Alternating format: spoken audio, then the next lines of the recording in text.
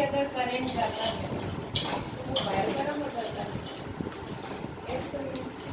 मतलब जहाँ पे भी चार्जेस मूव करते हैं वहाँ पे एक इफेक्ट होता है that we called as heating effect. मतलब करंट चीज़ों को गर्म करने की कैपेबिलिटी रखता है। आई बात समझ में? Getting my point?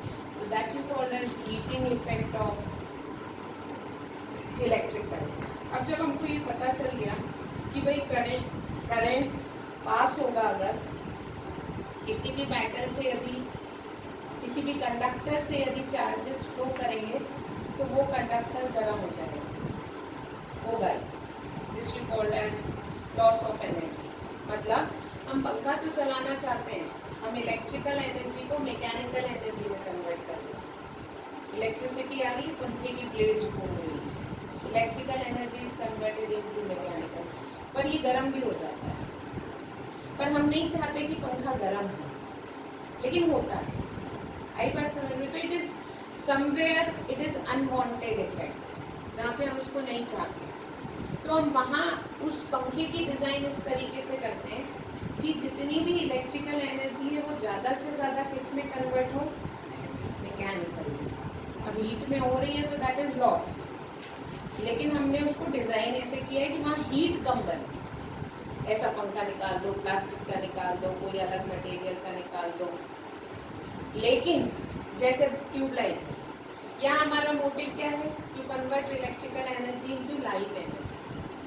हम यहाँ पे भी लाइट बनाना चाहते हैं, हीट नहीं। लेकिन हमको पता है कि हीट बन ही रही है चाहे कुछ भी हो जाए। तो हमने कई डिवाइसेस ऐसे बना लिए जहाँ पे हम इंटेंशनली इलेक्ट्रिकल एनर्जी को किस में कन्वर्ट कराते हैं? Heat energy. जैसे कि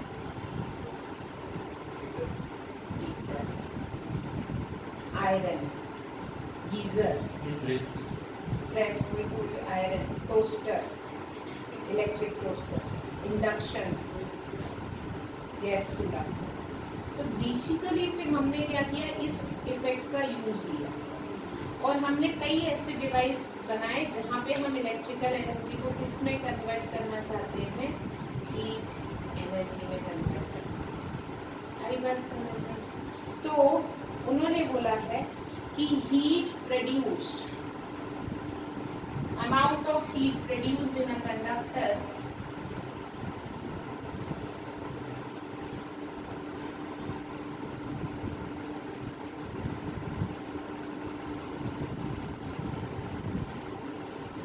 डिपेंड्स। किन किन बातों से अपन हीट अच्छी प्रोड्यूस कर सकते हैं किसी भी कंडक्टर में?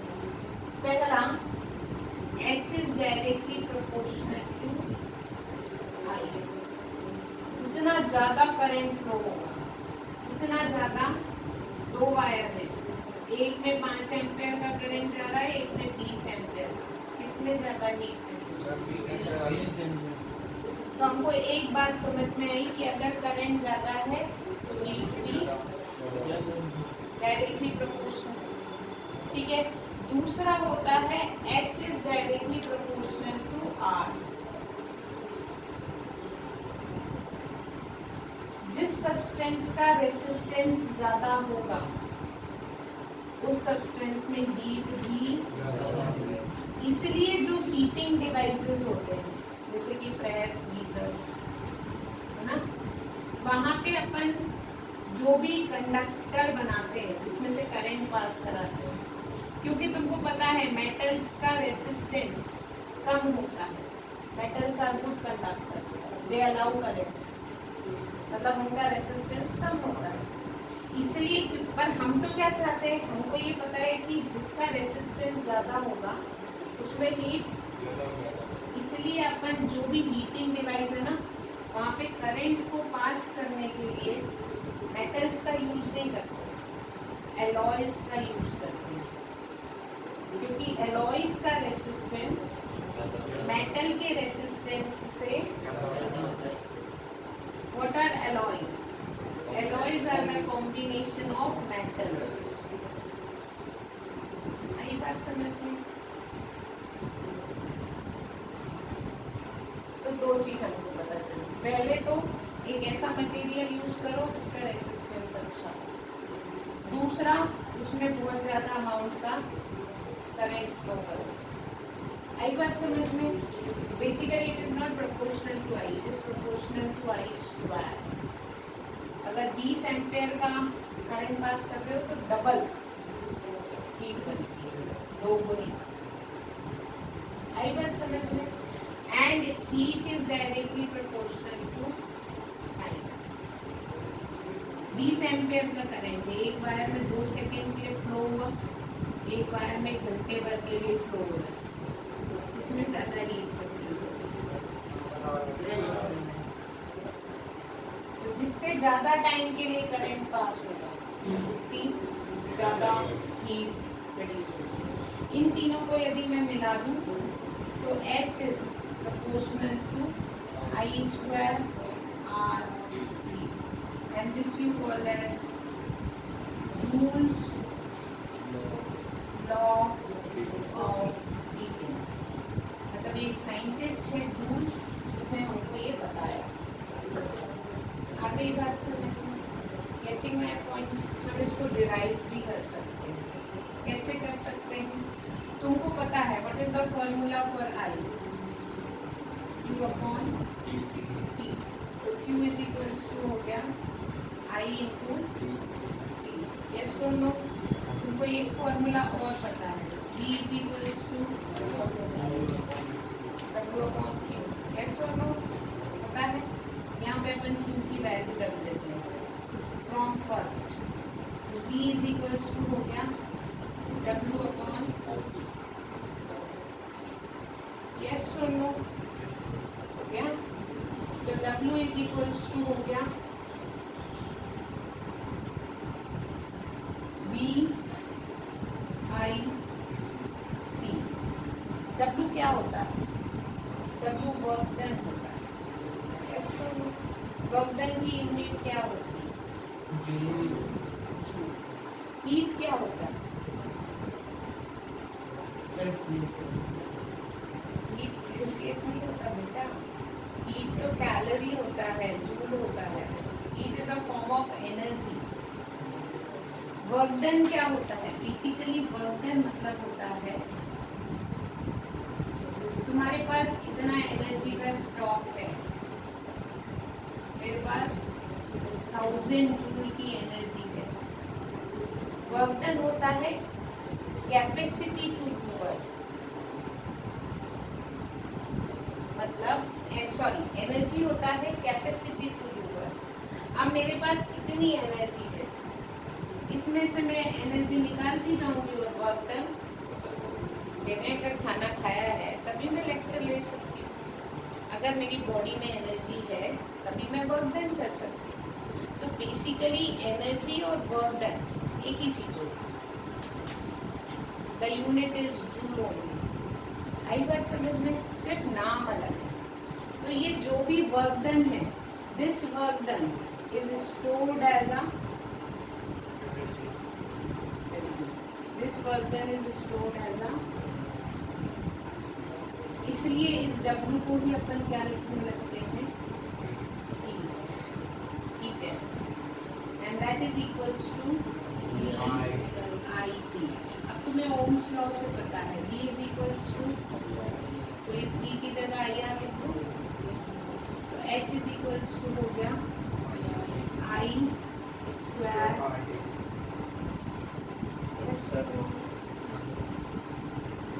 V की जगह I आ लिखा ना, 2I हो गया I स्क्वायर RT। आई बात समझ में? हीट का फॉर्मूला अगर I is equals to V upon R रख दो यहाँ पे, तो फॉर्मूला क्या बनेगा? V स्क्वायर V अपॉन, तो ये एक ही फॉर्मूले हैं, सिर्फ अलग अलग जगह हमको क्या गिवन है वो ध्यान रखना चाहिए। अगर न्यूमेरिकल में क्वेश्चन में हमको वोल्टेज दिया है, टाइम दिया है, रेसिस्टेंस दिया है, ये फॉर्मूला यूज करेंगे। यदि क्वेश्चन में मुझे करंट दिया है, रेसिस्टेंस दिया है, टाइम दिया है, ये फॉर्मूला यूज करेंगे। आगे बात समझिए, this is how you calculate heat produced in any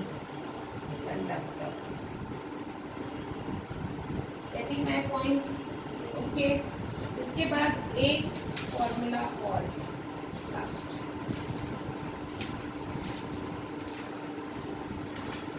electric power. कौन सा?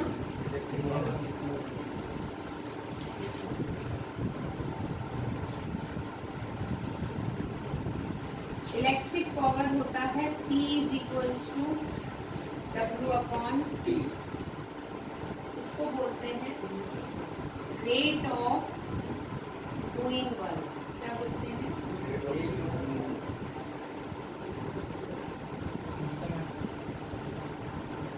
इसकी डेफिनेशन, वर्क पर unit time, that you called as rate of. मतलब मैंने अगर जोरदार थप्पड़ मारा तो मैं ज्यादा powerful. Actually the thing is rate of doing work. आप वर्क तो कर रहे हो, अपने अंदर की एनर्जी को कन्वर्ट कर रहे हो वर्क में, लेकिन कौन कितना अच्छा वर्क करता है, that you called as power. जैसे कि माइक्रोवेव है, वो 1 सेकेंड में ज्यादा खाना खाता है। ट्यूबलाइट है, 1 सेकेंड में कम खाती है, तभी तो माइक्रोवेव का बिल ज्यादा आता है। क्यों? क्योंकि that is a high power device, उसकी भूख बड़ी है, वो 1 सेकेंड में 100 जूल खा जाती है गिवन का, यही खाना है उसका। तो ट्यूबलाइट उसी 1 सेकेंड में 10 जूल खाता है, that you called as power. आई बात समझ में? That you is equals to W upon T। W का फॉर्मूला अब भी निकाला हमने, D I अपॉन T से T। D का एक नया फॉर्मूला और बना BI। अगर B की जगह पे IR रख दो तो I स्क्वायर R, और यदि I की जगह पे B अपॉन R रख दो B स्क्वायर R। आई बात समझ में? Getting my point? पावर की यूनिट होती है वॉट। क्या होती है? तो 1 watt is equals to, work done की यूनिट होती है जूल, टाइम की यूनिट होती है। if 1 joule of energy is consumed in 1 second, then the power of the device is said to be, हम लाते ना 10 वॉट का बल्ब, 60 वॉट का bulb. This is how it decide the भूख of any device. उस पर mention रहती है भाई ये इतना खाएगा, अब अगर तुम बिल दे सकते हो तो इतना ले लो, नहीं तो कम पावर का ले लो। Getting my point? ओके, तो दिस इज हाउ। अब हाँ, अगर वॉट जो है वो बहुत छोटी यूनिट होती है, इसलिए जनरली अपन चीजें लिखते हैं किलो वॉट में। किलो वॉट यानी होता है 10 टू द पावर 3, या फिर मेगा वॉट में यानी होता है 10 टू द पावर, या फिर होता है 1 हॉर्स पावर। ये भी हॉर्स पावर भी किसकी यूनिट है? पावर की। 1 हॉर्स पावर यानी होता है 746 वॉट। याद रखो, ये कन्वर्जन तुमको पता होनी चाहिए, ये फॉर्मूले तुमको पता होने चाहिए, ये कन्वर्जन तुमको पता होने चाहिए। हॉर्स पावर यूनिट है बड़ी, जैसे जो बहुत बड़ी बड़ी डिवाइस, जनरेटर, वहाँ पे अपन वॉट में नहीं बता सकते।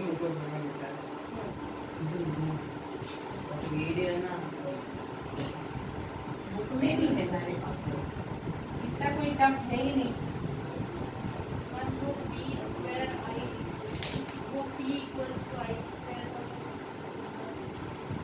B की जगह पे आई याद रखा ओम्स लॉ से,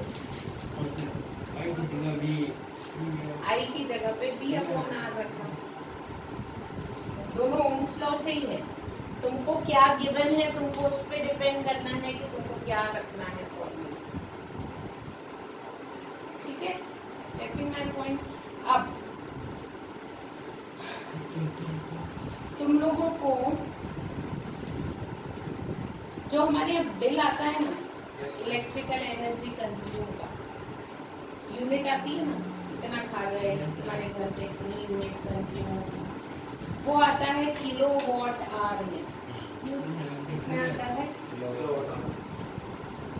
तो कमर्शियल यूनिट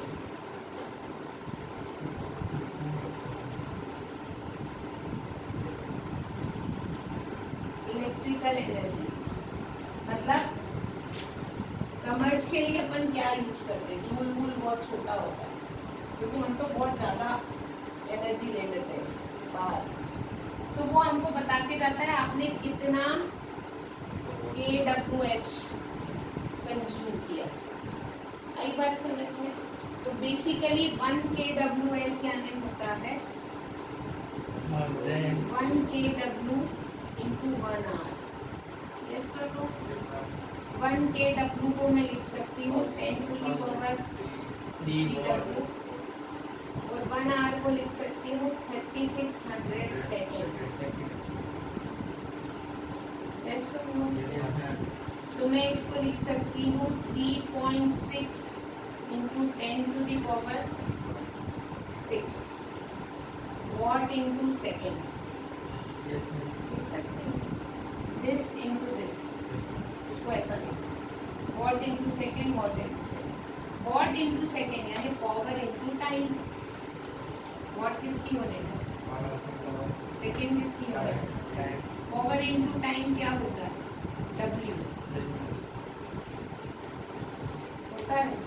W की यूनिट होती है जूल, इसलिए इस वॉट सेकेंड की जगह पे क्या लिखूंगी, आई बात समझ में? तो 1 kWh यानी होता है 3.6 into 10 to the power 6 joule.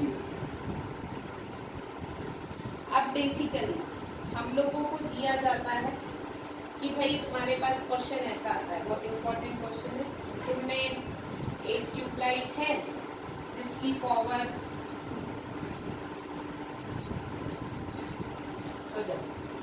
20 volt है, इसको 2 घंटा रोज चला रहे हैं।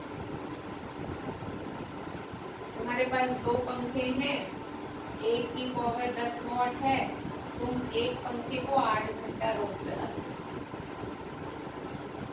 तुमको बताना है 30 दिन का कितना बिल आएगा।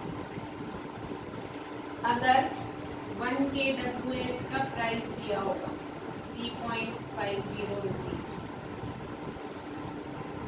क्वेश्चन समझ में आ रहा है क्या? बोला है एक ट्यूबलाइट है, दिन में 2 घंटा चलती है 20 वॉट,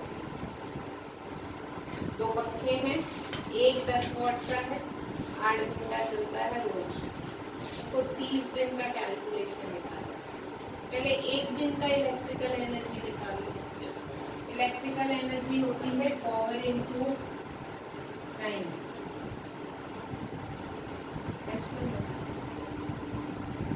तुमको kWh में अगर आंसर चाहिए, क्योंकि ये हमको कितने का दिया है kWh का, तो पावर किस में होनी चाहिए, किलोवाट, और टाइम किस में होना चाहिए, टाइम तो आवर में दे रखा है, तो सीधे 2 से मल्टीप्लाई कर दो। पावर किस में दी है, इसको किस में कन्वर्ट करना पड़ेगा, kilowatt. 1 watt is equals to, या फिर ऐसा करो 1 kilowatt is equals to 1 watt is equals to 1 upon, yes no, मतलब इसको मैं किससे डिवाइड करूँ, 10 की पावर, यस नो। आ रही है बात समझ में? क्यों? क्योंकि मुझे पावर किस में दी थी, मुझे आंसर किस में चाहिए था। अगली बात समझ में? तुम्हारा आंसर आ जाएगा 40 अपॉन, ये तुमने निकाला कि एक दिन में ट्यूबलाइट कितनी एनर्जी खाता है। 30 का निकालना है तो इसको किससे मल्टीप्लाई कर दो, आगे बात समझ। ये तो तुमने निकाल लिया ट्यूबलाइट का कैलकुलेशन। फिर एक फैन का निकालो, फिर उसको 2 से मल्टीप्लाई करो। क्यों? हमारे पास कितने फैन है? फिर उसको किससे मल्टीप्लाई आ जाएगी एनर्जी। दोनों एनर्जी को प्लस करो, energy of tubelight and energy of fan, दोनों प्लस करो, टोटल एनर्जी आ जाएगी। 1 किलोवाट के कितने रुपए हैं? 3.5। जितने आएगी उसको 3.5 से आई बात समझ में? Getting my point? This is how numerical is done. ठीक है, तो ये तो हुआ तुम्हारे चैप्टर का थ्योरी, है ना। इसके बाद इसमें एक थ्योरी क्वेश्चन है कि हीटिंग इफेक्ट ऑफ करंट को हम कहाँ कहाँ देखते हैं। तो मैंने तुमको बताया था गीजर, रूम हीटर, इन सब में हम देखते हैं। दूसरा filament of bulb, electric bulb में को ऐसा लगा रहता है गोल, टूट जाता है तो बल्ब फ्यूज हो जाता है। वो जो इलेक्ट्रिक बल्ब है वो भी हीट होता है, इतना हीट हो जाता है कि वो चमकने लगता है और आपको लाइट देता है। तो वो जो फिलामेंट है वो किस मटेरियल का बना होता है? टंगस्टन। किसका होता है? एक मटेरियल होता है जिसको अपन कहते हैं टंगस्टन। ये एक अलॉय है, इसका ये मटेरियल का वो फिलामेंट बना होता है। क्यों? क्योंकि इसका मेल्टिंग पॉइंट बहुत ज्यादा होता है। क्या होता है? मतलब ये कितना भी गर्म हो जाए ये पिघलेगा, क्योंकि इसका मेल्टिंग पॉइंट बहुत जल्दी से पिघलता नहीं। It does not melt at high temperature. Temperature बहुत बढ़ भी जाए तो ये मेल्ट नहीं होता। आई बात समझ में? तो उसमें जितनी भी पावर कंज्यूम होती है वो किस में कन्वर्ट होती है? Heat. And only a part of it appear as light. कुछ उसकी हमको किसके प्रकार समान दिखती है? लाइट। तो हम टंगस्टन क्यों यूज करते हैं? क्योंकि उसका मेल्टिंग पॉइंट ज्यादा होता है, हाई टेम्परेचर पे भी वो पिघलता। तीसरा हम यूज करते हैं फ्यूज में। आजकल फ्यूज यूज नहीं करते, आजकल एमसीबी यूज करते हैं। तो उन्होंने बोला जब एक a thin wire of copper is used,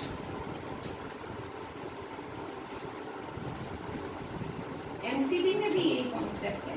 basically ये लाइन है 2 एम्पियर की, आगे जाके बहुत सारी चीजें लगी है, ट्यूबलाइट, फैन। मैंने यहाँ पे फ्यूज लगा दिया घर के बाहर।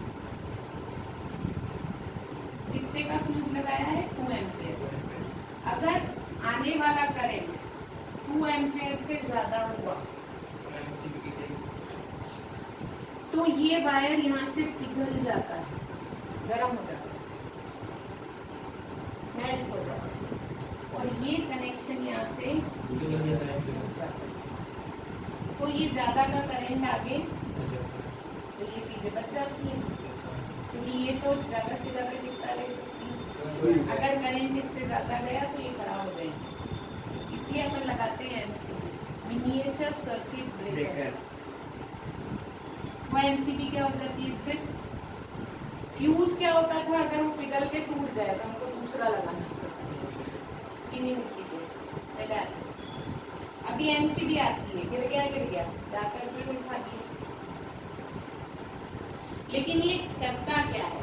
ये प्रिवेंट करता है fuse for the high current. तो ये जो फ्यूज बने होते हैं ये किससे बने होते हैं? Thin wire of copper. किससे? कॉपर के पतले वायर से। पतला क्यों? एरिया कम। एरिया कम मतलब रेसिस्टेंस ज्यादा। रेसिस्टेंस ज्यादा यानी हीट ज्यादा। एरिया कम मतलब रेसिस्टेंस ज्यादा। रेसिस्टेंस ज्यादा मतलब हीट भी वो जल्दी पिघलेगा। हीट ज्यादा बनेगी तो वो ब्रेक हो जाएगा। सब आई बात समझ में? Getting my point? तो इस तरीके से हम हीटिंग इफेक्ट को यूज करते हैं करंट के कई जगह सर्किट को बचाने के लिए। This is all about your theory of this chapter. So मत रहो, बहुत गंदा लगता है क्या, जो पढ़ाता है ना उसको ऐसी गंदी फीलिंग आती है, क्या करें, है ना। तो basically this is all about your theory.